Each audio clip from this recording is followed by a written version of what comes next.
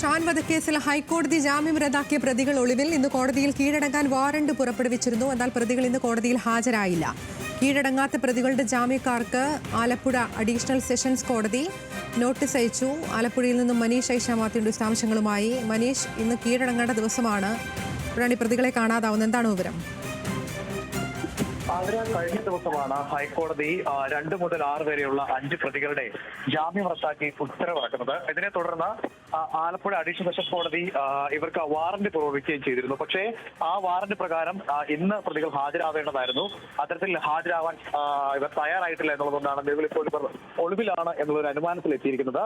ഈ പ്രതികൾക്ക് അതായത് വിഷ്ണു, അതുപോലെ തന്നെ അഭിമന്യു, സാനന്ദ്, അതുൽ, ഗണേഷ് എന്നീ 5 പ്രതികളാണ് നിലവിൽ ഇന്ന് കോടതിയിൽ ഹാജരാകേണ്ട ദിവസമായിരുന്നിട്ടും ഹാജരാവാതിരുന്നത്. എന്തായാലും ഇവർക്ക് വീണ്ടും കോടതി വാറന്റ് പുറപ്പെടുവിച്ചിട്ടുണ്ട്. അതോടൊപ്പം തന്നെ ഇവർക്ക് ജാമ്യം നിന്ന ആളുകൾക്കും നിലവിൽ ഇപ്പോൾ കോടതി നോട്ടീസ് അയച്ചിട്ടുണ്ട്. അടുത്ത കേസ് പരിഗണിക്കുക ജനുവരി 7-ാം തീയതി ആയിരിക്കും. അതിനു മുമ്പ് തന്നെ ഇവരെ ഹാജരാകാനാണ് നിലവിൽ ഇപ്പോൾ കോടതി നിർദ്ദേശം നൽകിയിട്ടുള്ളത്. ഈ തുടർ നടപടി എന്തായിരിക്കും ഇവർ ഈ കീഴടങ്ങാത്ത സാഹചര്യത്തിൽ?